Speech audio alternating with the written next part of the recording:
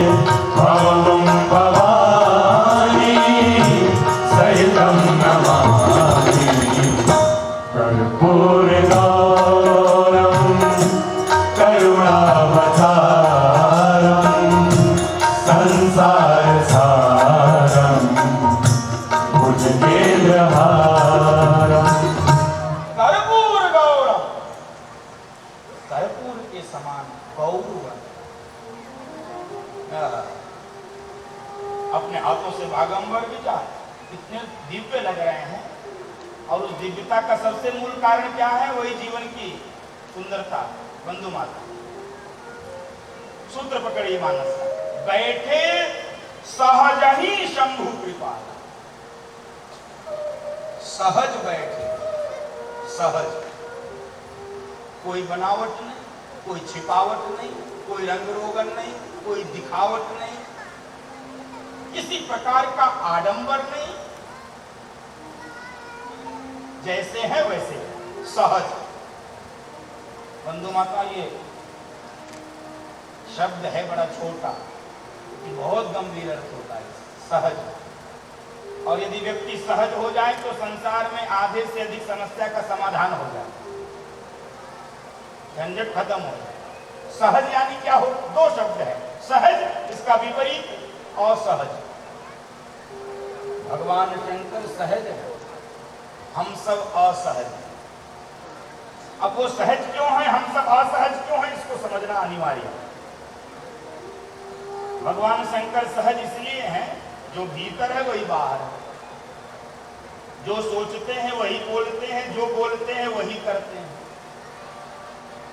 जैसे कमरे में रहते हैं वैसे बाहर रहते हैं, जैसे बेडरूम में वैसे ड्राइंग रूम, कोई अंतर। हम लोग सोचेंगे कुछ, बोलेंगे कुछ और करेंगे तो एकदम ही अलग। कोई सामने आदमी कुछ भी बोल देता, बाद में कहता निकल गया मुझसे, कुछ भी बोल देते, कुछ भी। ये असहज व्यक्ति का लक्षण है। बाद में उनसे बहुत लोग कहे थे, क्या बोलूं, राजनीतिक चर्चा हो जाएगी, बहुत लोग कहे थे प्रदेश छोड़ देंगे, एक को नहीं गए। जाओगे कहां? हाँ जाओ। ये बेकार की बात है, आदमी का हल्का पाता है। जो बोलिए वो करिए, ये तो मत बोलिए। आप जबरदस्ती कोई बुलवाता है, रोग है बोलने का, रोग। जो कुछ भी नहीं छुपाता है, जो भीतर वही बात। भीतर असली काम सड़ता है, सदाचार की झूठी बातें बाहर होती। भीतर ईर्ष्या का भयानक धुआं उठता है, झूठी प्रशंसा बाहर होती है। क्रोध की आग भीतर भभकती है, झूठी मुस्कुराहट बाहर दिखाई जाती है। असली बेईमानी भीतर बैठी है, झूठा दान पुण्य बाहर किया जाता है। बंधुओं माताओं, जो भीतर है वही असली है, जो जिया जा रहा है वही असली है, जो बाहर है वो नकली है, जो दिखाया जा रहा वो नकली है। और सुनो, प्रयास कितना भी करो नकली टिकता नहीं, नकली टिकता नहीं। बंधु माता, बाहर से जो कुछ भी आरोपित रहेगा उस समय आने पर पोल खुल ही जाए। भगवान शंकर का कोई पोल, सहज बैठे सहज ही शंभु कृपा, जो भीतर वही भाव। मन से, वचन से, कर्म से, मनस से कम, वचस से कम, कर्म से कम, सत्पुरुषों का लक्ष्य, साधुओं का लक्ष्य है। मन से एक, वचन से एक, कर्म से। मनस अन्य, वचस अन्य, कर्म अन्य, पूरा मन से अलग। आप जैसे भैया कुछ भी छिपता नहीं, कुछ भी छिपता। आजकल तो संसार में भी कुछ नहीं छिप रहा, सीसीटीवी कैमरे लगे। अब सोचो, जब संसार का कैमरा पकड़ लेता तो उसका कैमरा तो 24 घंटे ऑन रहता, बैटरी भी नहीं चार्ज करता। कम से कम अच्छा संसार के कैमरे से मान लो बच भी जाओ, लोग जुगाड़ लगा लेते हैं, कैमरे तौलिया रख लेते हैं, कुछ लोग कैमरे का तार ही काट देते हैं, ये सब होता है, लेकिन उसके कैमरे तक आपकी पहुंच ही नहीं, इसलिए कुछ भी छिपता है। लाया है लाख पर्दे में उनसे छिपा लो, वो छिपाने से छिपता नहीं है, वो छिपाने से छिपता नहीं है। यहाँ जितनी भी बातें बना ले, यहाँ जितनी भी बातें बना ले, वहाँ चलता बहाना नहीं है। यहाँ जितनी भी बातें बना ले, वहाँ चलता बहाना नहीं है। पल पल में भजन कर प्रभु का, पल पल में भजन कर प्रभु का। जिंदगी का भरोसा नहीं है, पल पल में भजन कर प्रभु का। जिंदगी का भरोसा नहीं है, पावरे अपनी बिगड़ी बना ले, पावरे अपनी बिगड़ी बना ले। फिर से दुनिया में आना नहीं है, पावरे अपनी बिगड़ी बना ले। फिर से दुनिया में आना नहीं है, पल पल में भजन कर प्रभु का। कोई छिपावट, बैठे सहज ही शंभु कृपाला, भगवान शंकर बैठे बड़े प्रसन्न है, चेहरे पर मुस्कान। बंधु माता पार्वती जी ने देख लिया, क्या देखा? माताओं के लिए सूत्र है, माताओं के लिए सूत्र है। पार्वती जी ने देखा मेरे पति बड़े प्रसन्न हैं। माताओं को जब भी अपने मन की बात मनवानी हो, जब भी आपको लगे कि आज मेरी बात पूरी हो जाए, तो बात कहने से पहले एक काम आपको करना पड़ेगा। क्या? पहले पति का मूड चेक करना, पति का मूड कैसा। यही गलती हो जाती है, चेक नहीं होता तो काम भी नहीं होता, बाकी जो होता आप जानते ही हो, हम क्या बताएं। मूड पहले चेक करो पति। अच्छा ये कोई मैं अपने मन से नहीं बता रहा, ये मानस का सूत्र बता रहा कि जब भी आपको अपने मन की बात पूरी करवानी हो अपने पति से, तो पहले मूड चेक करो। अब मूड कैसे चेक किया जाता वो आप जानो, मैं नहीं बताता, लेकिन मूड जरूर चेक करो। अब पार्वती जी ने मूड चेक किया, मेरे प्रभु बोले ना हाँ बड़ी प्रसन्न है। बाबा तुलसी को लिखना पड़ा, पार्वती भलो अवसर जानी, गई शंभो पढ़ी मातो भवानी। पार्वती भलो अवसर जानी, गई शंभो पढ़ी मातो भवानी। पार्वती भलु अवसर, भलु अवसर यानी उचित अवसर, उचित अवसर जान के पार्वती जी भगवान शंकर के पास गई। अच्छा ये तो हो गई माताओं की बात, अब पुरुषों को क्या करना, पति लोगों को क्या करना। होता क्या है, पति होता है थोड़ा अहंकारी, पति क्या पुरुष ही अहंकारी होता, पति छोड़ो, पुरुष के भीतर एक अहंकार होता, अब न जाने किस बात का होता। अब मान लो पत्नी चली जाए, बीच में बोल दे, कई बार एकदम उखड़ जाते हैं। उनको बुलाया क्या, उनसे पूछा क्या, बोलती टपट टपट क्या बोलेगा, ये नहीं करना। पत्नी आपकी कोई निःशुल्क दासिका नहीं हो, आपकी धर्मपत्नी, आपकी अर्धांगिनी है, उसका अधिकार है। और ये भगवान शंकर अपना आचरण प्रस्तुत कर रहे हैं। मैया पार्वती जब भगवान शंकर के पास आई तो पति लोगों को क्या करना भगवान शंकर ने बताया। जानी प्रिया दरुवति की वाम भाग सनुहर दीना। जानी प्रिया दरुवति की वाम भाग सनुहर दीना। आइए बैठिए। वामांग में बिठाया है, अतिशय प्रिया जानकर।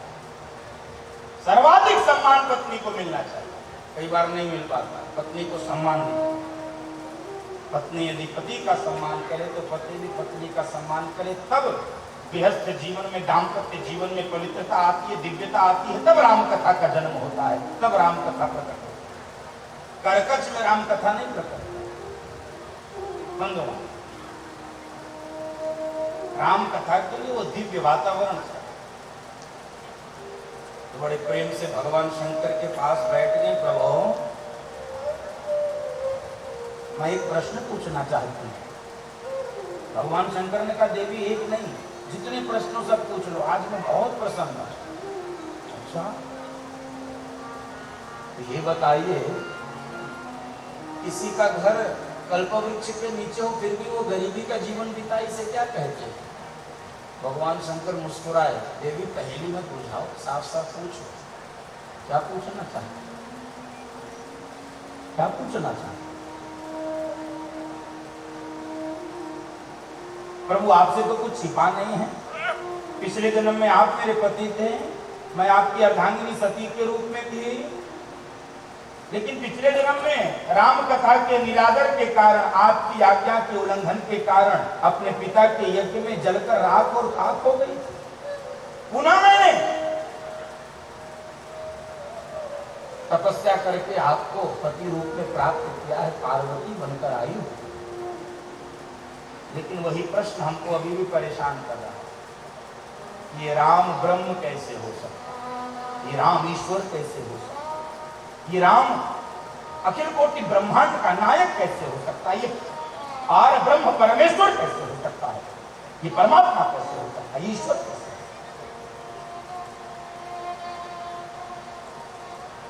बंधु माताओं, पिछले जन्म में भी यही प्रश्न था, लेकिन पिछले जन्म के प्रश्न के प्रकार में और इस जन्म के प्रश्न के प्रकार में भेद है। पिछले जन्म में यह प्रश्न संशय के रूप में था, लेकिन पार्वती जन्म में ये प्रश्न जिज्ञासा के रूप में। संशय का विनाश होता है। गीता में भगवान ने बोला, संशयात्मा विनश्यति।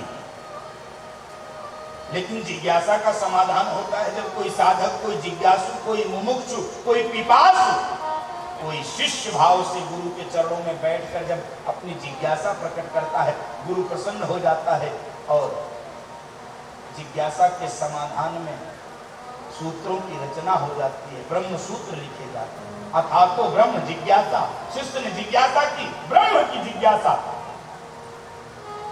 महर्षि बादरायण ने सूत्र लिख दिया, ब्रह्म सूत्र। जिज्ञासा का समाधान होता है। कई बार लोग दूसरों की परीक्षा लेने के लिए प्रश्न पूछते हैं, समाधान नहीं होगा। समाधान तब होगा जब जिज्ञासा हो।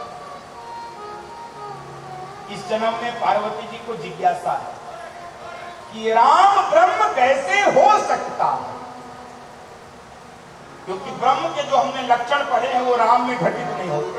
ब्रह्म तो निर्गुण होता है, ब्रह्म तो निराकार होता है, ब्रह्म तो अव्यक्त होता है, ब्रह्म तो विराट होता है, ब्रह्म तो सबके उर में रहता है, ब्रह्म तो अखिल कोटि ब्रह्मांड का नायक होता है। ये राम ब्रह्म कैसे हो सकता है, ये राम ब्रह्म कैसे हो सकता है? और ये प्रश्न इस देश में बहुत दिनों तक बना रहा कि राम भगवान कैसे हो, बहुत दिनों तक बना रहा। अब समाप्त हो गया। अब तो बिना राम नाम लिए किसी का काम करने वाला। बहुत दिन तक कई बार तो लोग सुप्रीम कोर्ट तक चले गए, नहीं राम होता ही नहीं, ये तो कपोल कल्पना। अभी भी कुछ मूढ़ बचे हैं, अरे बिना राम के इस राष्ट्र की कल्पना नहीं की जा सकती बंधुओं। राम ही राष्ट्र है, राष्ट्र ही राम, इससे अतिरिक्त तो कुछ नहीं है। रोम रोम में व्याप्त है वो राम। बंधुओं माताओं,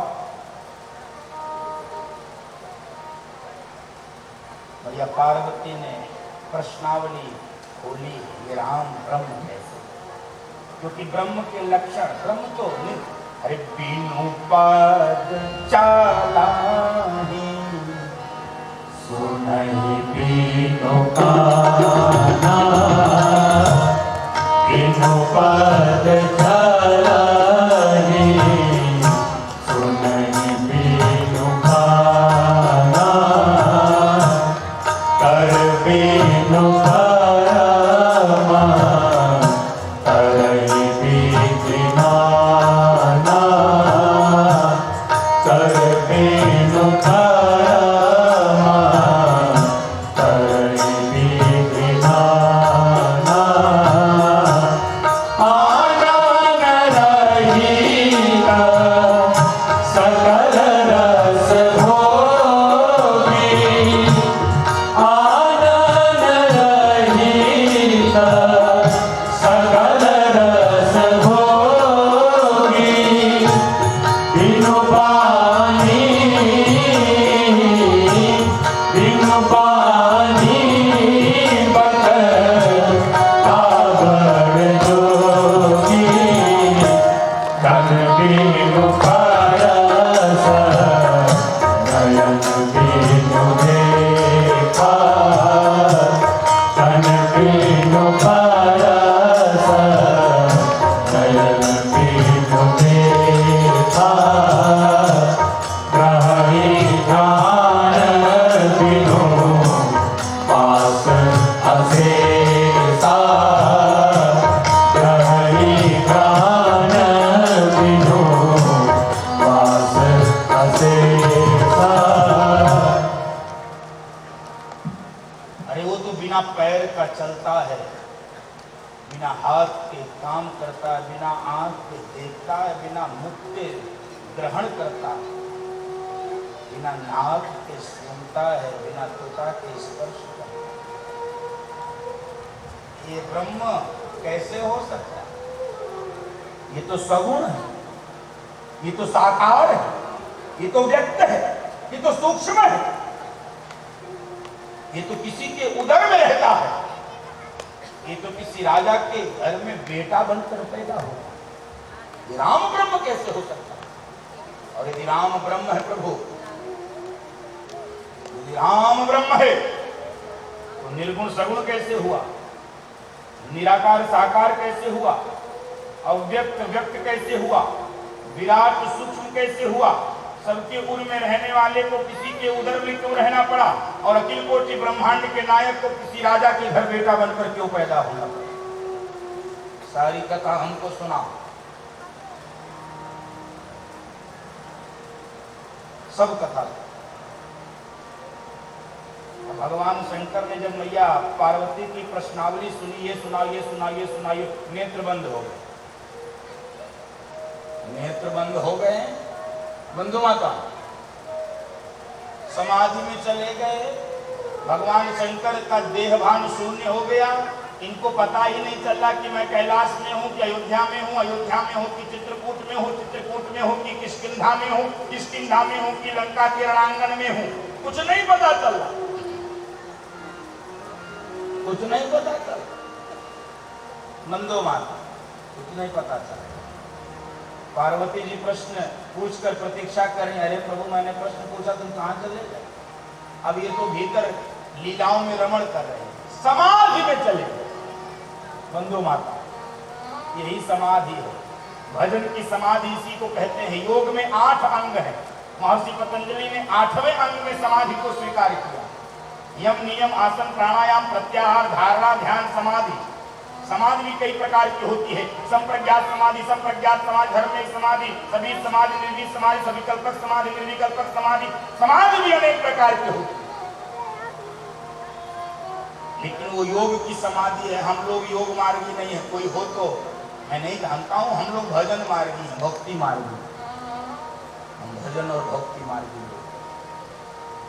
भजन की समाधि कैसी होती है? जो आज भगवान शंकर को लगी, बंधु माता, भगवान शंकर को जो समाधि लगी वो भजन की समाधि। दर्शकों श्रोताओं का ध्यान व्यासपीठ पर है। ये संसार है, इधर उधर भटकोगे तो भटक जाओगे। आने जाने वाले आते जाते हैं, आपको देखने से वो संतोष नहीं करते, सामने देखो। बंधु माता,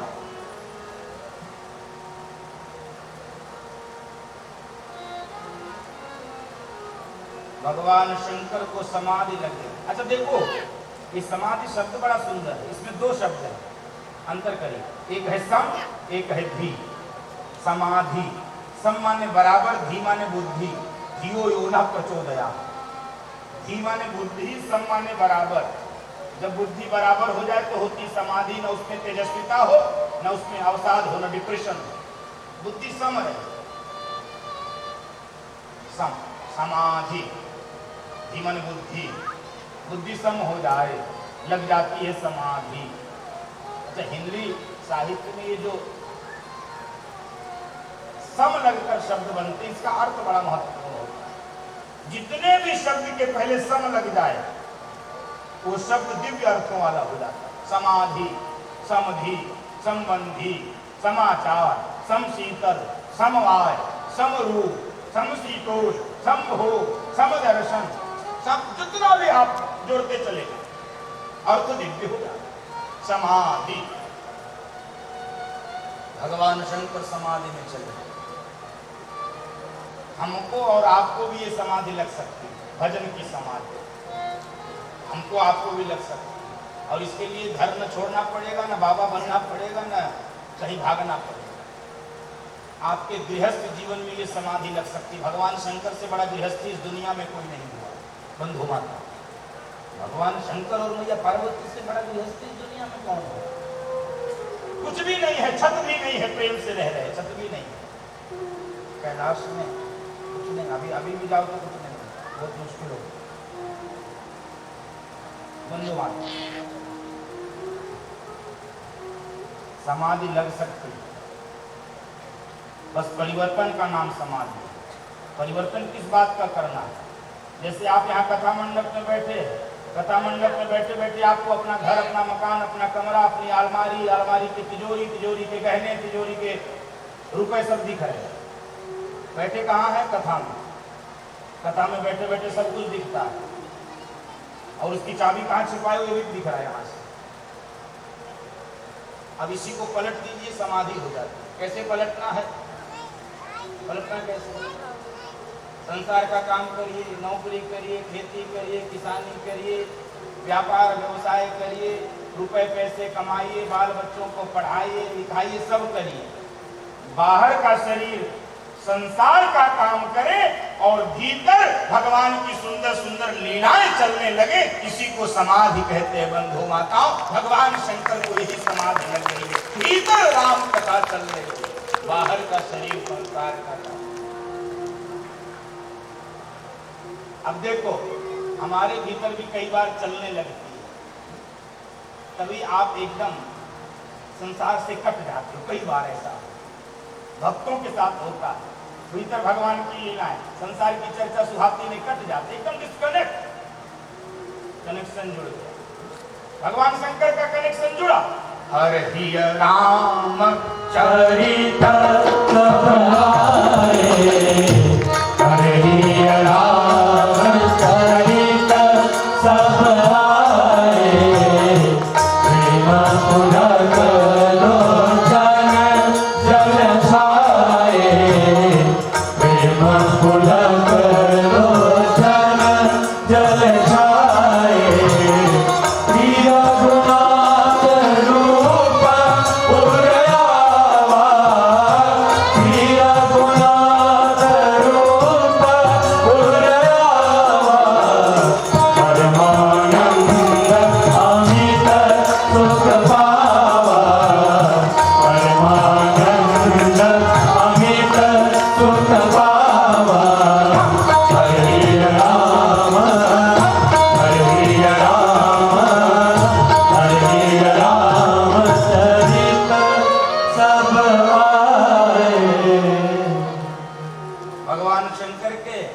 हृदय में भगवान राम की लीलाएं चलने लगी।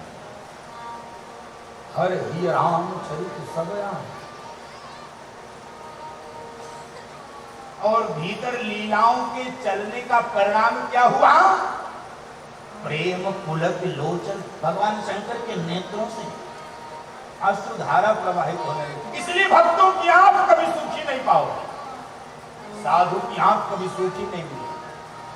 तो परमात्मा के प्रेम में बंधुआ, संसारी को नाटक लग सकता, संसारी को ढोंग लग सकता, संसारी को कुछ भी लग सकता, दृष्टि में भेद होना।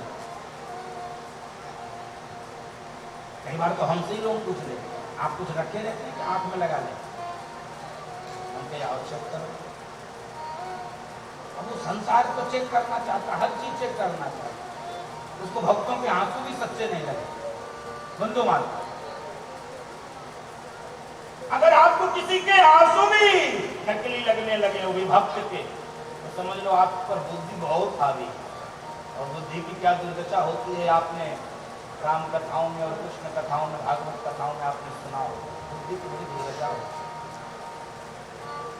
भगवान शंकर समाधि में गए और धीरे धीरे धीरे धीरे समाधि टूटी, और समाधि जब टूटी, सामने पार्वती जी को देख संसार का क्रम बदल गया। प्रश्न पूछने वाले को ही धन्यवाद दिया जा रहा है, संसार में उल्टा होता है, प्रश्न पूछने वाला धन्यवाद देता है। मैं आपसे भी पूछूं समय कितना हुआ, तो आप समय बताएंगे तो मैं कहूंगा हाँ थैंक यू धन्यवाद। आपसे रास्ता पूछूं, भैया तिलोई जाना, आप बता दोगे हाँ यहाँ जाओ, आपको मैं कहूंगा क्या उल्टा हो रहा। पार्वती जी ने पूछा ये राम ब्रह्म कैसे हो सकता है, और प्रश्न पूछने वाले को ही धन्यवाद दिया जा रहा है। भगवान शंकर नेत्र खोले और मैया पार्वती 2 बार धन्यवाद बोली। धन्य धन्य गिरि राजकुमारी,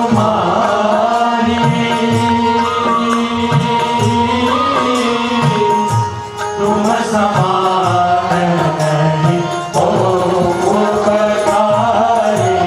राम सिया राम जय जय राम, राम सिया राम जय जय राम। पूछे रघुपति कथा प्रसंगा, सकल लोक जग पावनी गंगा। राम सिया राम जय जय राम, राम सिया राम जय जय राम। ये राम ब्रह्म कैसे हो सकता है?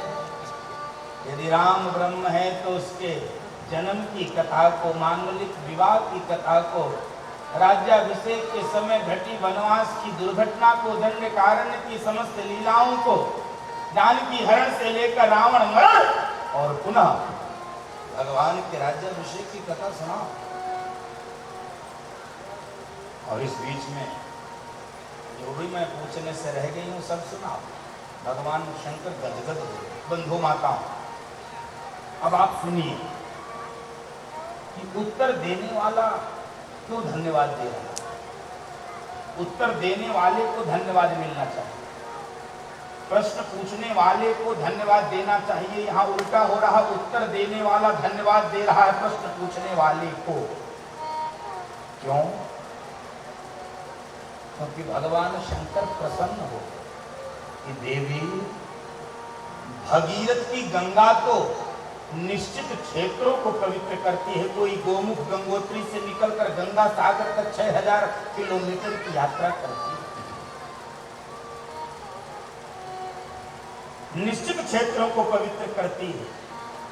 लेकिन देवी तेरी ये राम कथा क्षेत्रों की, प्रदेशों की सीमाओं को तोड़कर लोगों को पवित्र करेगी। और सुनो, भगीरथ की गंगा के पास चलकर जाना पड़ता है पवित्र होने के लिए, लेकिन ये राम कथा रूपी गंगा लोगों के घरों तक जाकर उनको पवित्र और पावन करेगी। इसलिए देवी तुमको धन्यवाद, तुमको धन्यवाद। राम कथा स्वयं चलकर आती, आपके घर पे आ गई, नंदोवान आपको नहीं जाना, इसलिए देवी तुमको धन्यवाद, धन्यवाद। लेकिन तुमने तो ये पूछा ना, निर्गुण सगुण कैसे हो गया? कोई अज्ञानी पूछता तो समझ में आता, तुम पूछ रहे हो, तुम क्यों पूछ रहे हो? निर्गुण सगुण क्यों हुआ? निराकार साकार क्यों हुआ? कई बार हम लोग भी इसी प्रश्न में फंस जाते हैं, ब्रह्म निर्गुण है कि सगुण? बाबा तुलसी से भी पूछा गया, आपके पास कौन सा ब्रह्म है, सगुण की निर्गुण? बाबा तुलसी ने कहा दोनों। ये तो गजब है, कहे दोनों कैसे हो सकता? कहे अच्छा आपके घर में मान लीजिए 2 मेहमान आ जाए तो क्या करेंगे? एक एक को चाय पिलाएंगे, दूसरे को नहीं पिलाएंगे? कहे नहीं पिलाएंगे। तो कहते यदि 2 ब्रह्म है तो हम दोनों को रख लेंगे। कहे कमरा एक है, दोनों को कहाँ लिटाएंगे? कहे नहीं, कमरा 2 और एक भी है तो भी लिटाया जाए, चारपाई 2 कर दो। अच्छा तो आप सगुण को कहाँ रखोगे, निर्गुण को कहाँ रखोगे? बंधु माता बाबा तुलसी की दृष्टि देखिए, विनय पत्रिका में इसीलिए उन्होंने स्पष्ट किया है, समन्वय का मार्ग बाबा तुलसी ने प्रदान किया संसार, संघर्ष का नहीं, समन्वय का। और इस देश में संकट की स्थिति इसीलिए आ रही है, हम संघर्ष करना चाहते हैं हर विषय में, हम समन्वय नहीं बिठाना चाहते, समन्वय बिठाएं। प्रीति प्रतीत जहां जाकी तह ताको काज सरो, विनय पत्रिका। तो निर्गुण को कहाँ रखोगे? कहे हृदय में, और सगुण को कहे नेत्रों में, 2 कमरे में। निर्गुण को हृदय में, सगुण को नेत्रों में। और देवी वही सगुण है, वही निर्गुण है, और वही आवश्यकता पड़ने पर भक्तों के प्रेम में प्रकट हो जाता। सिद्धांत बोला सगुण नहीं